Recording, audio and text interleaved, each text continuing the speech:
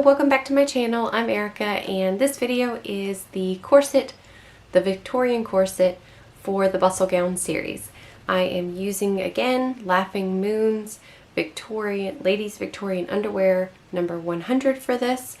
There are two corsets in this pattern. There's view A, the door, and view B, the Silverado. I'm doing view B, the Silverado, which has the bust gores in it. I'll probably do the other one at some point, but this one is the one I'm doing for this project. I haven't done, it is done, and I can't wait to show it to you at the end.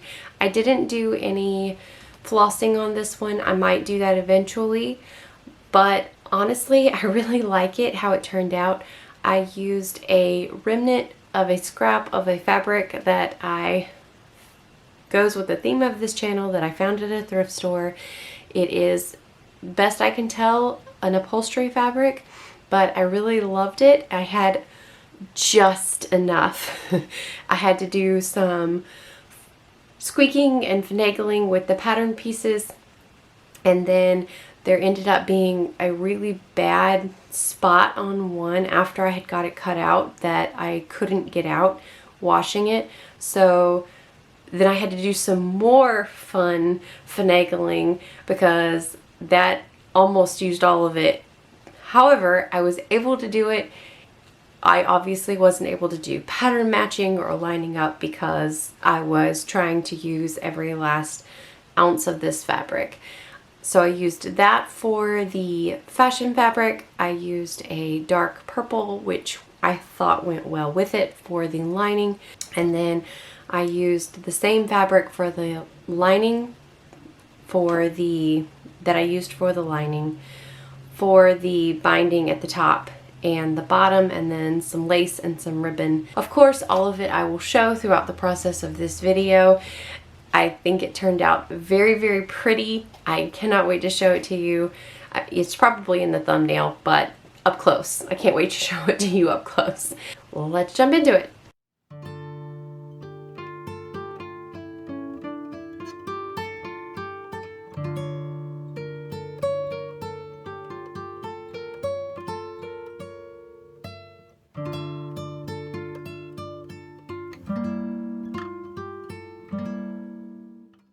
For this pattern, once I had the fashion fabric cut out, I used those pieces to cut the lining pieces out. It didn't really shift or move, and it worked really well. I don't suggest this with shifty fabrics or with really all fabrics, but it worked in this instant and was easier. Once all of the pieces are cut out, the first order of operation is to do the busk, which is in the center front of the corset. So you start with the side of the busk with the hooks, and with right sides together, you sew down the center front seam, leaving a gap in that seam with back stitching to knot it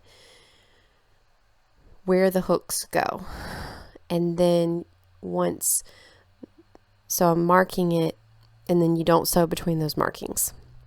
And then you turn it right side out, insert the busk, and then I use my zipper foot to sew around the busk to hold it in place. Once this side of the busk is done, then I use this side to then take it over. Once right sides are sewn together on the other side, ironed, and then turned right side out to mark where the holes go for the other side of the busk. Put those holes in with the awl, and then insert the busk on that side and sew all the way around it with the zipper foot again.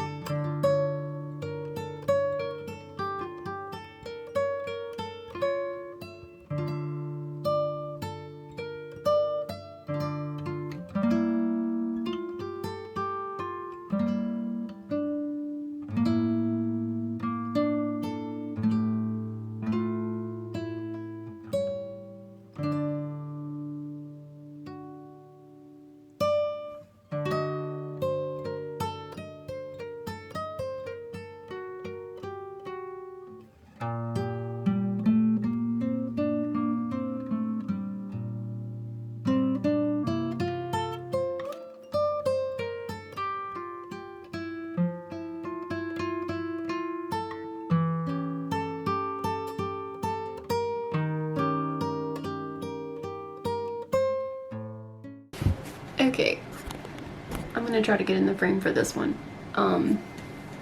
So I've got the buskin, and the next thing I'm doing is the instructions have me doing the eyelets next on the very back, but because this fabric is woven and it's so frayy, I'm gonna go ahead and sew all these seams together. Get the bust fours in and sew all that. So the next time you see this, it will be constructed.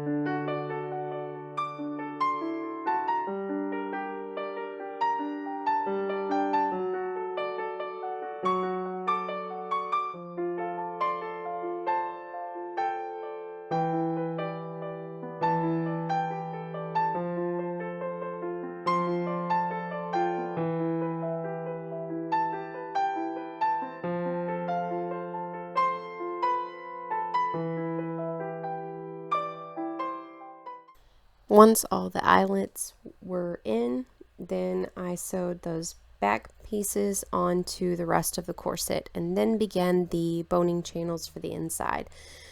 I ironed all the seams flat inside, trimmed them down, and then used 1-inch wide twill tape for most of them.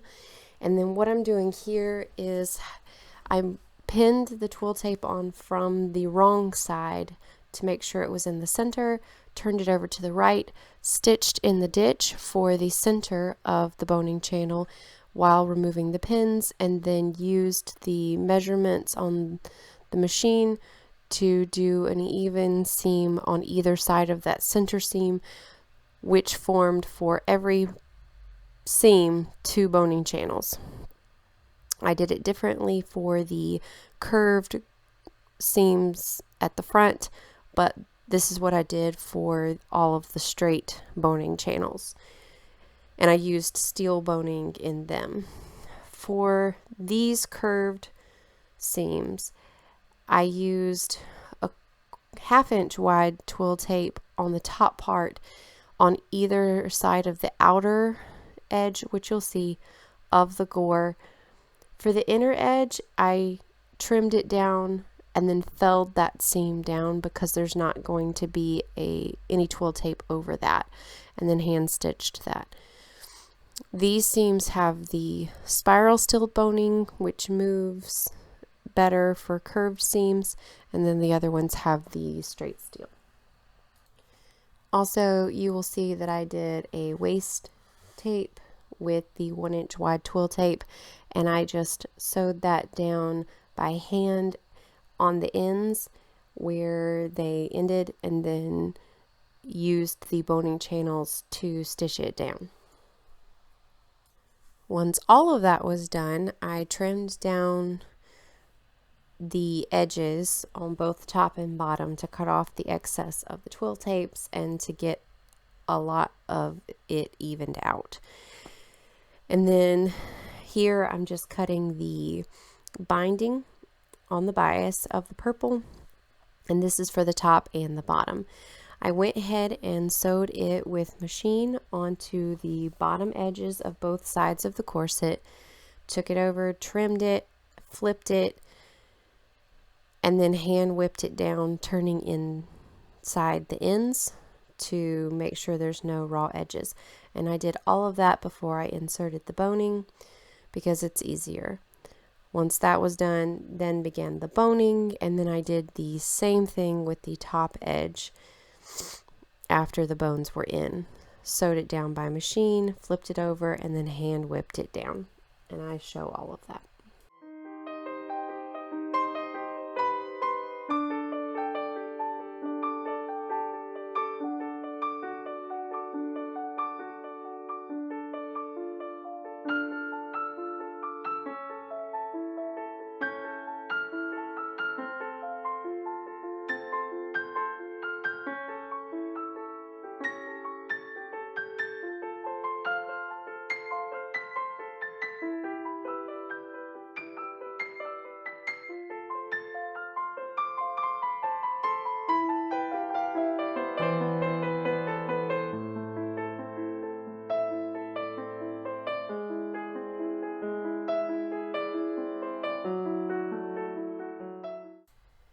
I just realized that the footage doesn't show it very well, but these bones were not filed down. They were tipped with metal boning tips.